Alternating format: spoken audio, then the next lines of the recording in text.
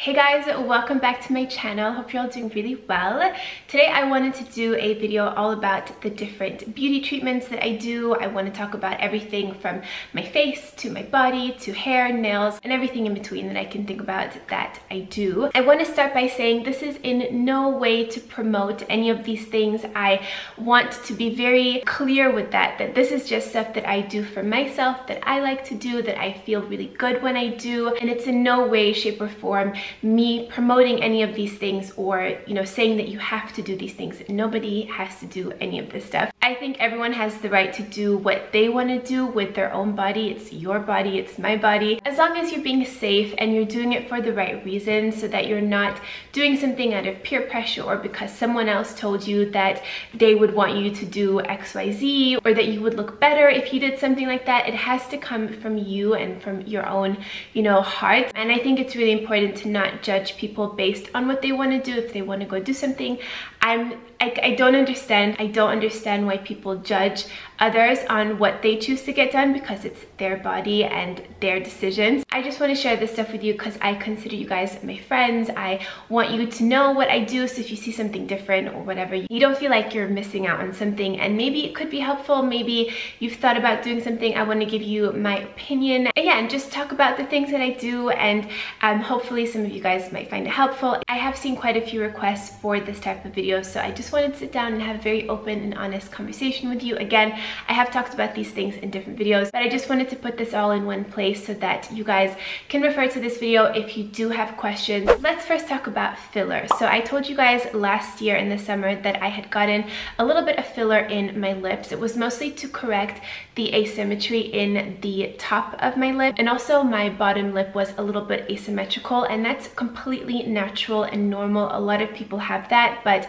it was just something for me that I used to correct with lip liner, so I just wanted to go and get it done so that it was a little bit more permanent. Now, of course, filler is not permanent, and you should never ever get permanent filler. That's super dangerous. If you're gonna do it, hyaluronic acid is the way to go, because that's a substance that's found naturally in your body anyway, and you can just put it a little bit more in your lips or wherever else you want to put it. But anyway, so I got a little bit of filler in my lips last summer, and I spoke to you guys about that in a video, and then recently I had it topped up. For me, what I really wanted was, again, just to even out the symmetry of my lips and just give me a little bit more of like a pouty look. I do really like how it looks. I think it's very subtle. It's nothing too much. I didn't want it to be like a crazy difference. I just wanted to enhance what I had and kind of make it look like it did when I had lip liner on, which is what I also told my doctor. I wanted to make sure that it wasn't like too much or too crazy, and she's very subtle with how she does it. With that said though, I think that using lip liners and lip glosses and stuff can give you the most amazing effect on your lips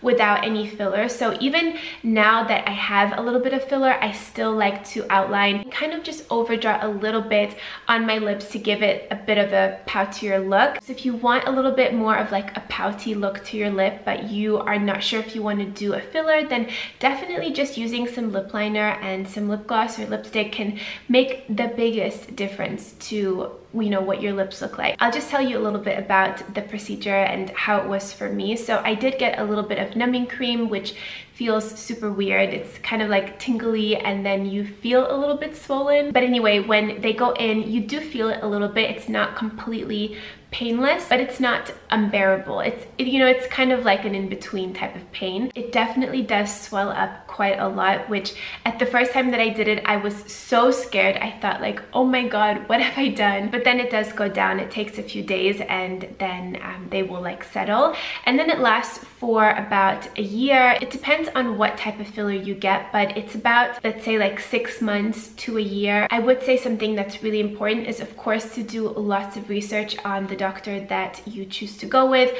Always ask to see before and after pictures, and just ask a lot of questions. Any question that you have, just ask them. It's super important to be fully aware of what you're doing and know also, the preparation for it, what it's going to be like afterwards, and just have that information. You can also do fillers in different parts of your face. I know that some people even do it for their nose, like to correct the shape of their nose.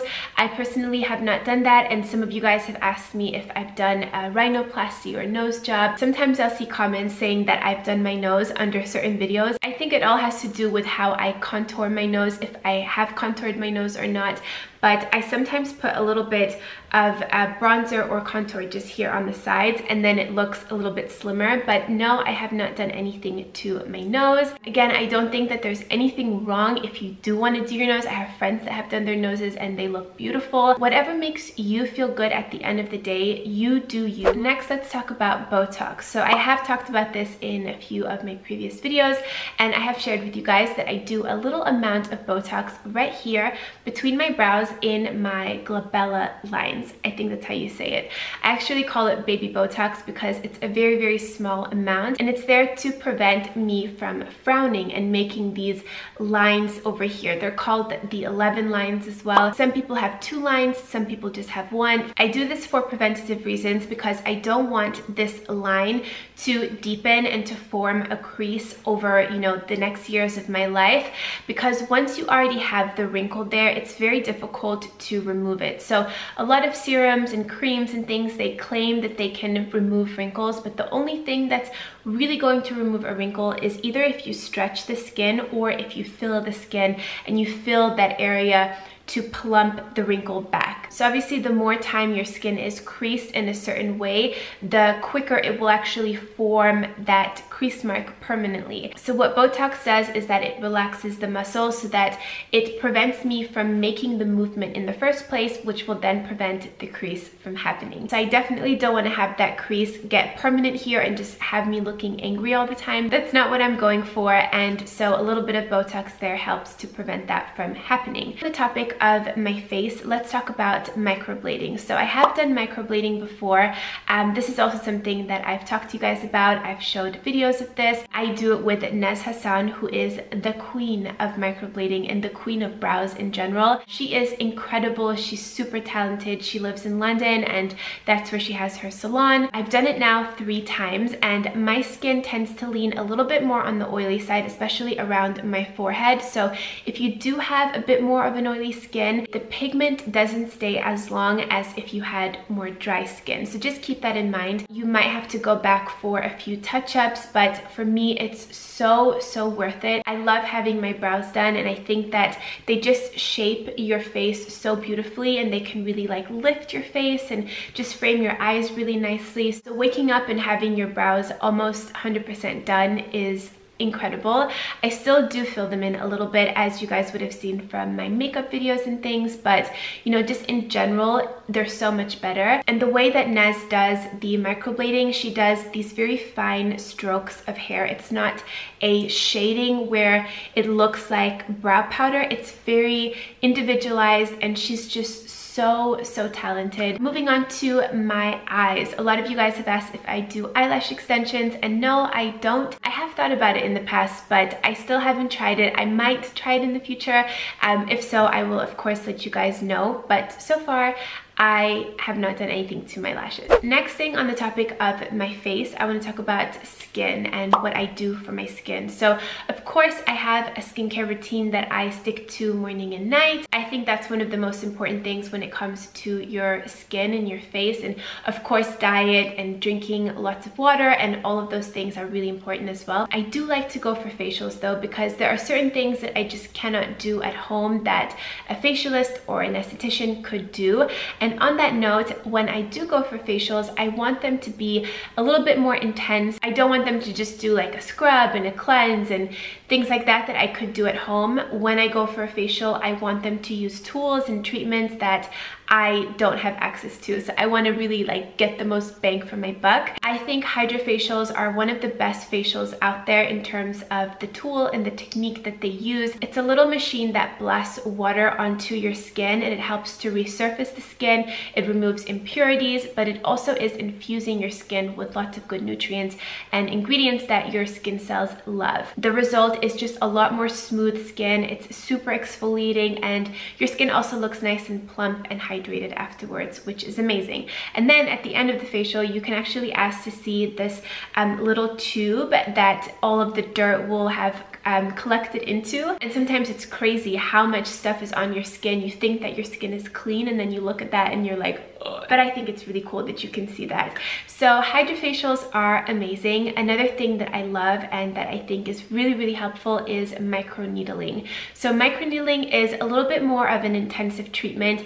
It can hurt. It depends on the size of the needle, but sometimes it really does hurt. The place that I do it at, they don't use any like numbing cream or anything like that. I think I watched a video of a place in the States that did microneedling and they put a numbing cream on top. I was like, whoa.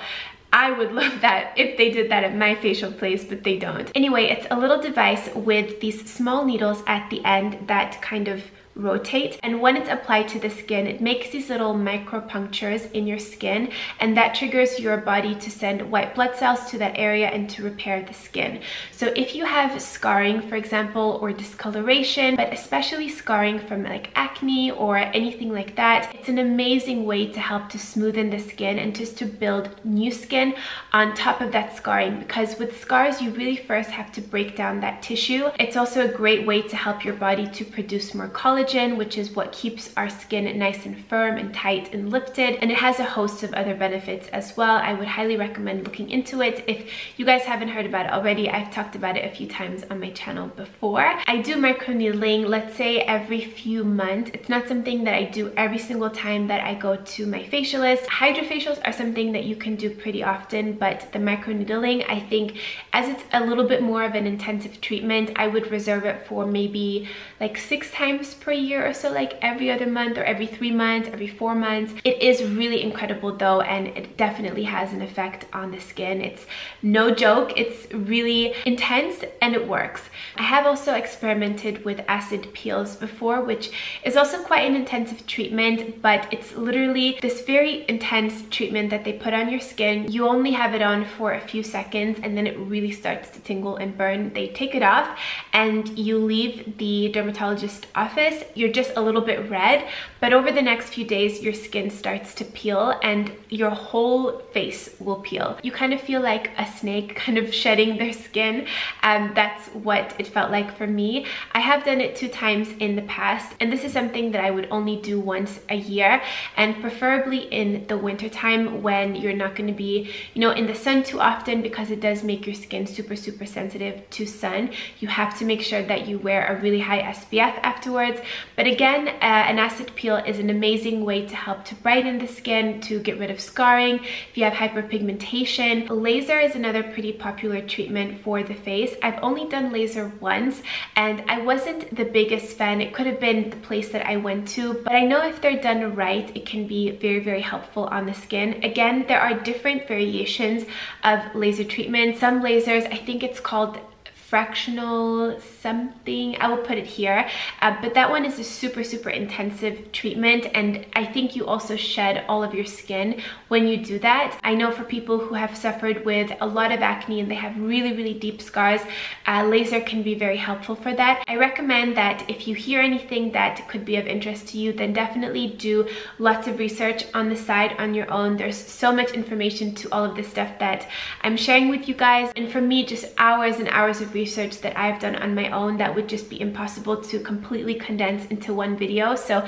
I hope this is like a good, you know, introduction, and you guys can go and do more research on your own. And like I mentioned before, having a good skincare routine, you know, aside from all of these treatments, I think is really important. Using a really good vitamin C as well. Vitamin C is incredible for the skin. It's also an antioxidant, so it helps with protection in the sun, but it's really good for brightening the skin. Vitamin C is also a huge precursor for the production of collagen in the skin, which is again what helps to keep our skin toned and lifted and youthful. So a good vitamin C serum externally is really important, and then of course making sure to have a diet that's rich in vitamin C as well. So you could do lemon water in the morning, you could just have lots of fruits and vegetables. Hyaluronic acid is something else that I'm a huge fan of, and that's great for plumping the skin.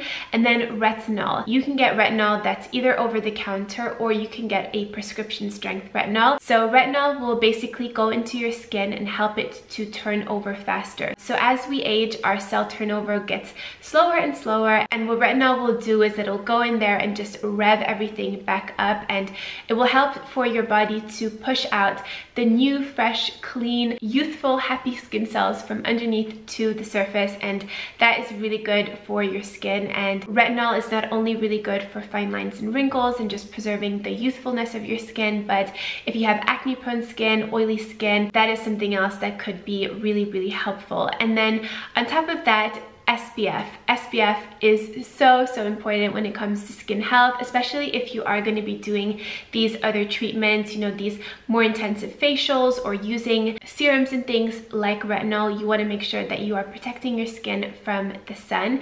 I'm not like afraid of the sun. I love being outdoors. I love being in the sun. I love feeling sun on my skin, but I am definitely very conscious when it comes to my face. I don't want the sun to be damaging or, you know, aging my skin quicker than it needs to. So SPF is definitely so key. Quickly, the last thing when it comes to my face are my teeth. I recently did an Invisalign treatment for 3 months, and it was to correct the breadth of my teeth. It was a really minor thing, but it was just something that was bothering me personally, and I'm really happy with the result. Let me know if you would want me to talk about that in more detail. I might do maybe a blog post on it if you guys would be interested in like more details. Let me know down below in the comments. I might do a professional whitening treatment one day, but for now I just use the Crest 3D white strips. They work really well. You can find them at the pharmacies in the States. You could also buy them on Amazon. They are a little bit pricey, but they definitely do work, and that's what I've been using for the last 10 years or so. I think actually before we move into the body, I can just talk quickly about my hair since that's also in this region. This is my natural hair color right here, and then Mo, who is my fiance, he is also an incredible hairstylist and colorist, and he does a little bit of color in my hair. I just like to do these kind of baby highlights, a little bit of balayage, but not too intense. This is the color of my hair, and then of course this is my natural hair, so you can see kind of, you know, the color difference, but it's just a very light kind of sun-kissed look that I like to have for my hair. I will have a few videos down below where I take you to the salon and I show you guys exactly what we do when we cut my hair or color my hair. I did actually cut my hair recently. We cut quite a bit off. Let's move on to the body. The only thing that I do for my body is laser hair removal, and this is quite an intensive treatment, but it's so good, and it's something that will help you to permanently remove your hair. Now, I know that if you get pregnant or after a few years, your hormones can change and that can affect the growth of your hair, so I can't speak for that, but I have done it now. I always forget how many times I've done it, but I think it's around 6 or so, and I do it on pretty much my entire body. I do it underneath my arms. I don't do my actual arms. You could, but I don't feel like I have too much hair here, and in the summer it goes pretty blonde, so I don't do my arms, but I do my underarms. I do my full bikini, TMI, but that's what I do. And then I do my full leg and my feet, like the little top part of my foot and my toe, again, TMI, but it is what it is. Basically what the laser does is that it finds the darkest part and it zaps it. So it zaps the root of the hair, which is incredible because that root will eventually stop growing, and it's an amazing technique to get rid of hair on the more permanent side. Before I did laser hair removal, I used to wax, which I would also recommend because it removes the root so that when it grows back, it doesn't grow very like coarse. But of course with waxing, it does grow back eventually, and laser is more of a permanent solution. I do just endure the pain for the moment because I feel like it's really worth it to, you know, not have to think about shaving every day or going, you know, waxing every month. It's really an incredible solution, and it does work. Now the only time that I have to shave is right before my treatments. I don't shave in between, and my treatments are usually like 2 to 3 months apart, something something like that. And that's really incredible, especially for the legs and for the underarm area. I do actually do one more thing on my body, and that is my nails. So I love to have manicured nails. It's one of those things where I need to have them done. I don't go with like chipped nail polish. I don't like the way that it looks. I'm always seeing my hands if I'm typing, if I'm writing, if I'm on my phone, just in general, I want my nails to look nice. I do my nails every 1 to 2 weeks depending on what I have on them. For a really long time I did acrylic, and that way I could have my nail polish on for about 2 weeks, and it's such an incredible feeling to have your nails and they look pretty for that long, and the only time that you have to redo them is when they grow out. I know that some people leave them for way longer than 2 weeks, but I don't like to have a lot of grow out. I want them to look nice and fresh, so I like to go every 2 weeks. And then in February I did a whole detox for my nails because they were getting really weak from the acrylic and from the shellac that I, you know, the color that I would put on top.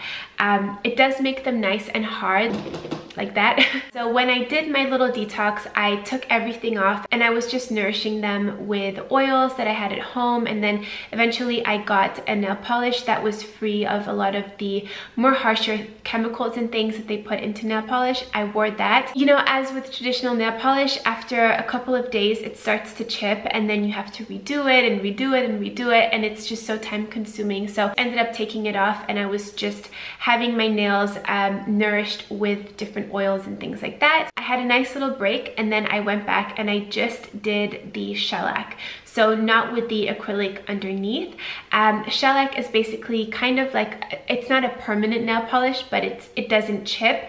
You dry it with a blue light and then it stays. It's a really great alternative to traditional nail polish because again, it just doesn't chip. You just have to soak it off when you want to take it off. So when I do shellac, I do it once a week, and recently I went back and I did some acrylic. So this is acrylic right now. You can't see a difference visually if you looked at my nails with just the shellac or with the acrylic underneath. It's not a visual difference, it's only about how long it lasts. So now I'm gonna have this on for 2 weeks, and then when I go back, I'm gonna again just do the shellac because I wanted just to try the acrylic again. But I do think that it's really good to give your nails a break from time to time and just, you know, nourish them with lots of good oils and hydration and air because they usually don't get air otherwise. I do think it's good to take little breaks from time to time. So those are all of the cosmetic treatments and little things that I do to my skin, my face, my body. Let me know if you have any questions on anything that I talked about or that I mentioned.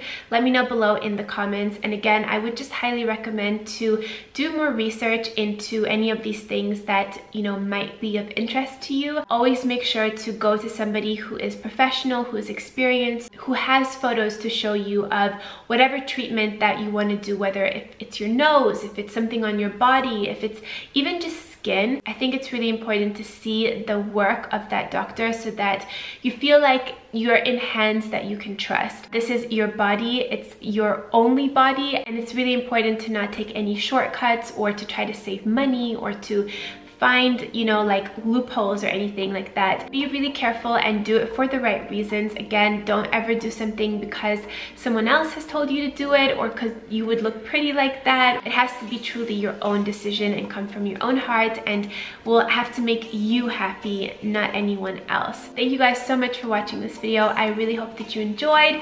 I hope you're all having a beautiful day, and I will see you on Wednesday with a new video. Mwah. Bye guys.